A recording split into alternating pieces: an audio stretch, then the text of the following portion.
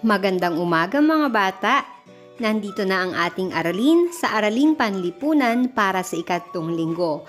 Ang ating aralin ay Komunidad Ko, Pahahalagahan Ko. Ako si Miss Edsy, ang gurong makakasama ninyo para sa talakayan.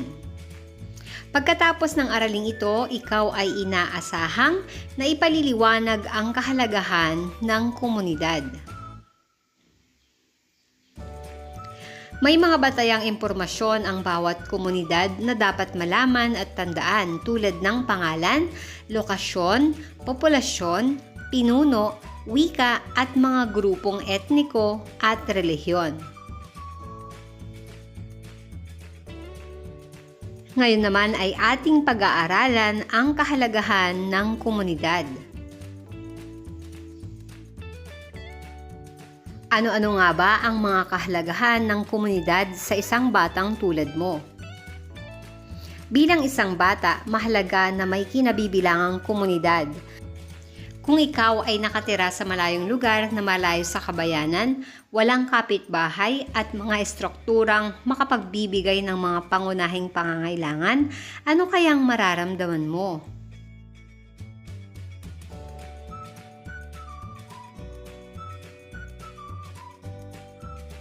Basahin ang salaysay ni Mario upang maunawaan ang kahalagahan ng isang komunidad. Ang aking komunidad. Ito ang aking komunidad. Kasama ng aming mag-anak, dito ako naninirahan.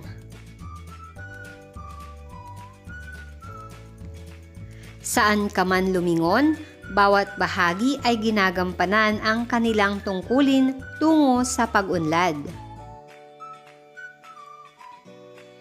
Malaki ang naiambag ng aking mga nakikita sa paghubog ng aking pagkatao. Nagtutulungan sa mga gawain, pagmamalasakit sa kapwa at pakikiisa sa mga programa ng barangay.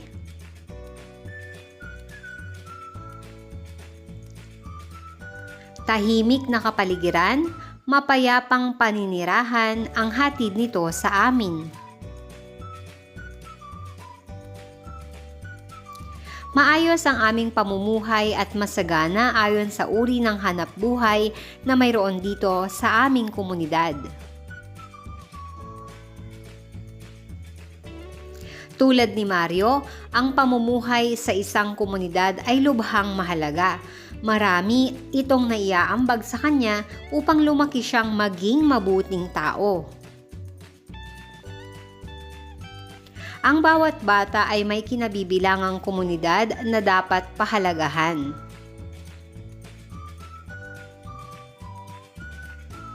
Bilang isang bata, napahahalagahan mo ang iyong komunidad sa pagsunod sa mga alituntunin nito tulad ng mga sumusunod. Pagsunod sa mga babala at paalala.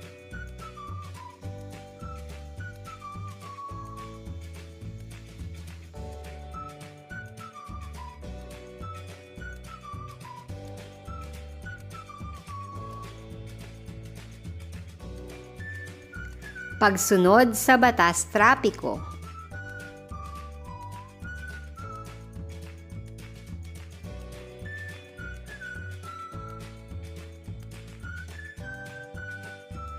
Pagpapanatili sa kalinisan ng iyong kapaligiran.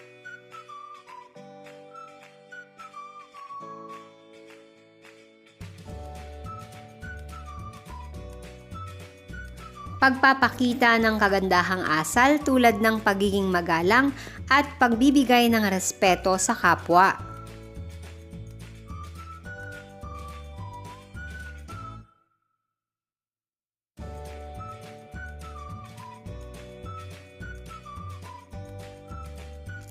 Mahalaga ang komunidad sa paghuhubog ng pagkakaisa, pagtutulungan, kapayapaan, pag-uunawaan at pag-uugnayan ng bawat isa.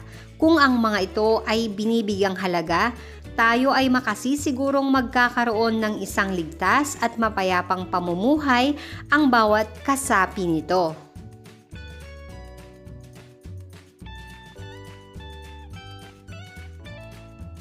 Ang diwang pagkakaisa ay may pagkakaunawaan at naglalayo sa anumang kaguluhan kung saan ay makatutulong sa pagsulong at pag-unlad ng isang komunidad. Ngayon ay dumako na tayo sa mga pagsasanay. Isulat kung tama o mali ang isinasaad ng bawat pangungusap tungkol sa komunidad.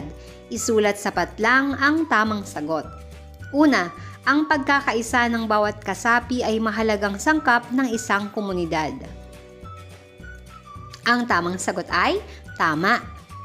Pangalawang bilang, ang komunidad na may pagtutulungan ay malayo sa pag-unlad. Ang sagot ay mali. Pangatlo, ang komunidad ay payapa kung ang bawat kasapi ay may pagkakaisa at pagkakaunawaan. Ang sagot ay tama. Pang-apat, magkakapareho ang bawat komunidad. Ang sagot ay mali. At panlima, mahalaga ang komunidad sa paghubog ng isang individual. Ang sagot ay tama. Ngayon ay dumako na tayo sa susunod na pagsasanay. Lagyan ng masayang mukha kung ang isinasaad ng pangungusap ay tamang gawain sa pagpapahalaga ng komunidad at malungkot na mukha kung hindi.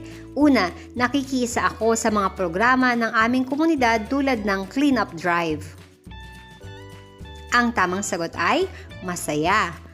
Pangalawa, madalas na makisama sa gulo si Mang Tino. Ang sagot ay malungkot. Pangatlo, handang tumulong sa pagbibigay ng relief goods ang aming punong barangay sa mga nasalanta ng bagyo. Ang sagot ay masaya. Pang-apat, isa sa proyekto ng aming komunidad ang pagtatanim ng mga puno. Masaya. At ang panlima, sinisiguradong ligtas at payapa ng aming opisyal ang aming komunidad. Ang tamang sagot ay masayang mukha. Binabati ko kayo mga bata sapagkat panibagong aralin na naman ang inyong natutunan. Maraming salamat sa inyong panonood. Magkita tayong muli sa susunod na aralin. Paalam!